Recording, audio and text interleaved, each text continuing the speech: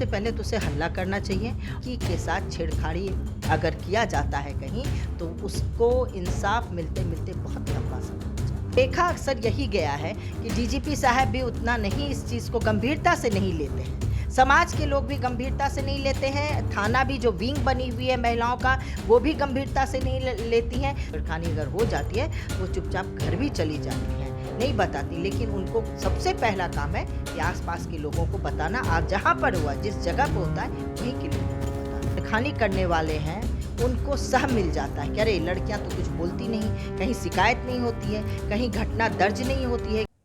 नमस्कार, मैं हूं अंकिता सिंह और आप देख रहे हैं कशिश न्यूज़। हर दिन आपको कोर्ट से जुड़े मामले से हम अवगत कराते हैं और इस वक्त हमसे बात करने के लिए मौजूद है पटना हाई कोर्ट की अधिवक्ता ममता पांडे। हम इनसे बात करेंगे कि मैम कोर्ट से हाँ, जितने सारे मामले होते हैं पब्लिक जानकार नहीं है, उन्हें जानकारी की अभाव होती है जिस वजह से वो भटक जाते हैं। ऐसे में हम आज जो मुद्दा हमारे पास है वो मुद्दा ये है कि लड़कियों के साथ अगर छेड़खानी होती है तो लड़कियां सबसे पहले क्या करें।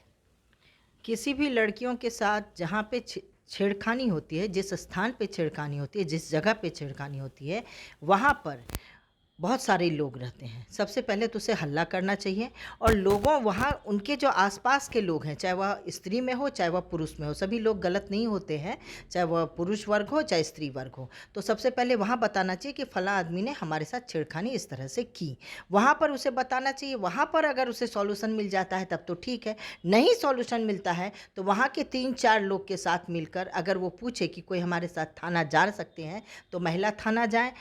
हर थाना में एक महिला विंग रहती है, वहाँ जाके अपनी शिकायत दर्ज कराएं। अगर वहाँ शिकायत नहीं होती है तब उनके सामने जो है ऊपर के जो अफसर हैं, जैसे डीजीपी हैं, जैसे एसपी हैं, उन लोगों के पास जाके कहना चाहिए कि हम थाना गए थे, फला आदमी ने मेरे साथ छेड़खानी की, फला लोगों ने मेरे साथ छेड़खानी की, जिस प्रकार की भी छेड़खानी हुई हो तो इन लोगों ने मेरे साथ छेड़खानी की और मैंने लोगों से बताया। 2-3 लोग मेरे साथ भी आए हुए हैं, नहीं आए हैं क्योंकि महिलाएं क्या होती हैं, लड़कियां क्या होती हैं, अकेले समझ के वो नहीं जाती हैं और इस चीज़ को वो दबा जाती हैं। उनके साथ छेड़खानी अगर हो जाती है तो वो चुपचाप घर भी चली जाती हैं, नहीं बताती। लेकिन उनको सबसे पहला काम है कि आसपास के लोगों को बताना, आप जहाँ पर हुआ जिस जगह पर होता है वहीं के लोगों को बताना चाहिए।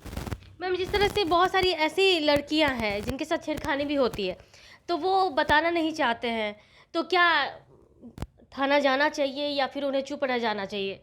चूँकि देखिए जाना तो चाहिए उनको, समाज के बीच होता है, रोड पर होता है, सड़क पर होता है, कभी कभी गली कूचे में होता है तो वहाँ पर भी वो हल्ला कर सकती हैं, लोगों को जमा कर सकती हैं, अपनी आवाज़ देकर लोगों को बुला सकती हैं। लेकिन उन्हें जाना ज़रूर चाहिए, इसको छोड़ना नहीं चाहिए। इससे क्या होता है कि जो छेड़खानी करने वाले हैं उनको सह मिल जाता है कि अरे लड़कियां तो कुछ बोलती नहीं, कहीं शिकायत नहीं होती है, कहीं घटना दर्ज नहीं होती है कि लड़कियों के साथ छेड़खानी हो रही है। तो इस कारण से ये क्या होता है कि लड़के जो हैं, इस तरह के जो लड़के हैं जो छेड़खानी करने वाले टाइप के लड़के हैं, उनको बहुत बड़ा सह मिल जाता है कि चलो कुछ नहीं करती हैं। लेकिन लड़कियों को सबसे पहले जाके थाना में, एक्चुअली होता क्या है, थाना रिपोर्ट नहीं लेती है और अपनी ज़िम्मेदारी से भागना चाहती है कि इतना इन्वेस्टिगेशन कौन करेगा, कौन कहाँ से करेगा, ये भी चीज़ होता है। ये हमने अपने नज़रों से देखा है, अपने साथ में जो क्लाइंट गई हैं मेरे साथ, जो लड़कियां बच्चियों के साथ मैं गई हूँ उनके साथ होते हुए देखा है कि थाना में दर्ज हो जाता है, नहीं भी शिकायत लेती हैं, 2-4 बार दौड़ाता है, उसको कहाँ इतना फुर्सत है उस लड़की को कि अपनी शिकायत के लिए वो 4 बार थाना ही दौड़े और फिर उसको कुछ ना मिले, ढाक के 3 बात गई भी, शिकायत भी लिखाई, सब कुछ हुआ, उसके बाद उसको इंसाफ नहीं मिलता है। इसलिए भी लड़कियां शिकायत लेके नहीं जाती अभी हैं। बहुत इंटरेस्टिंग बातें आपने कही है कि लड़कियां थाना जाती है, एफआईआर तो करती है लेकिन उससे सुनवाई नहीं होती है।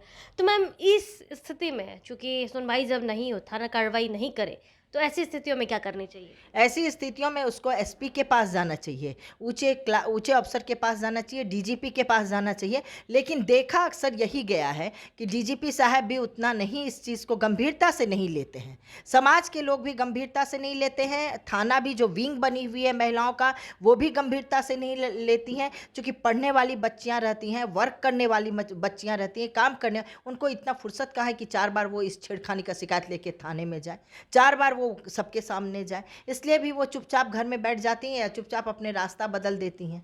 मैम दूसरा ये सवाल कि जैसा आपने बताया कि अगर थाना नहीं सुने तो एसपी या फिर एसपी ना सुने तो डीजीपी के पास जाना चाहिए, लेकिन आपने बताया कि डीजीपी साहब भी नहीं सुनते हैं। तो इन परिस्थिति में लास्ट स्टेप क्या होना चाहिए लड़कियों का?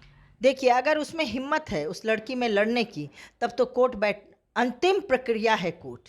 कोर्ट का दरवाज़ा किसी भी घटना के लिए खुला है, कहीं पर भी न्याय पाने के लिए खुला है, लेकिन वहाँ भी त्वरित न्याय नहीं है।